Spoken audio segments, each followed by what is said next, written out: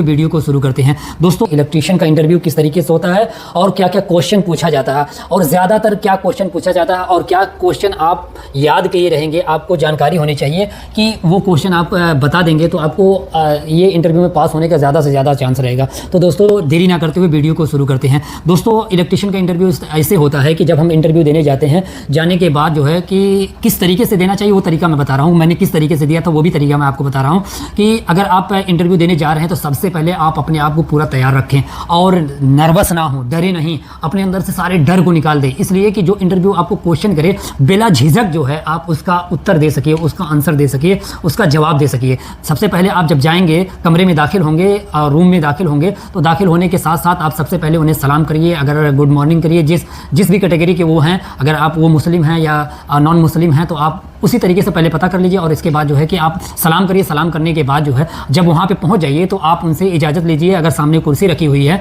तो आप कुर्सी के लिए बैठने के लिए इजाज़त लीजिए, क्या मैं इस कुर्सी पे बैठ सकता हूँ। अगर वो इजाज़त देते हैं तो आप बैठ जाइए। बहुत से ऐसे लोग रहते हैं, बेवकूफ़ लोग रहते हैं कि क्या करते हैं, वो दर दर जाते हैं और जाकर के कुर्सी पर बैठ जाते हैं। ये तरीका गलत होता है। अगर आप सामने वाले जो इंटरव्यूअर है उससे पूछ लेंगे तो आपके लिए और बेहतर हो जाएगा और उसके दिल में आपके लिए सम्मान बढ़ जाएगा। तो आप इस तरीके से जाकर के वहाँ पर जब जाएँ इंटरव्यू देने के लिए तो आप उससे पूछ करके बैठ जाएँ और बैठने के बाद आप जो है अपना सारा डॉक्यूमेंट्स, आपका जो रिज्यूम रहता है और एक्सपीरियंस रहता है, एक्सपीरियंस लेटर रहता है, सारी चीज़ उसको दिखाएं। देखने के बाद जो है वहाँ पे बहुत सारा टूल्स पड़ा रहता है, जैसे स्क्रू ड्राइवर पड़ा रहेगा, टेस्टर पड़ा रहेगा, पिलास पड़ा रहता है और क्या नाम है, मल्टीमीटर पड़ा रहता है, स्विच पड़ी रहती है, सॉकेट पड़ा रहता है, लाइट पड़ी रहती है, मेगर पड़ा रहता है और केबल पड़ा रहता है, वायर पड़ा रहता है। बहुत सारी चीज़ें जो है सामने उसके टेबल पे, इंटरव्यूअर के टेबल पे पड़ी रहेगी।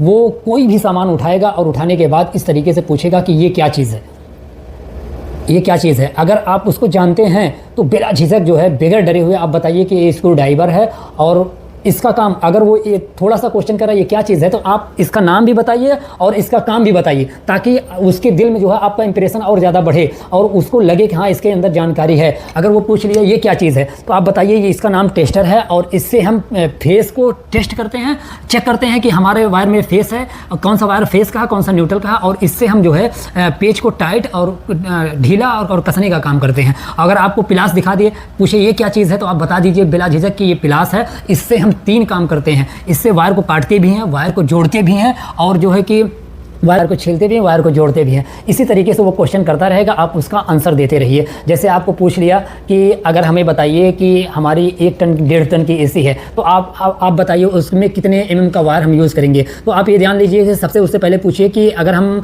1.5 टन की एसी में वायर लगाते हैं तो वो हमारा जो है कि 2.5 mm के वायर से भी चल जाएगा। अगर एसी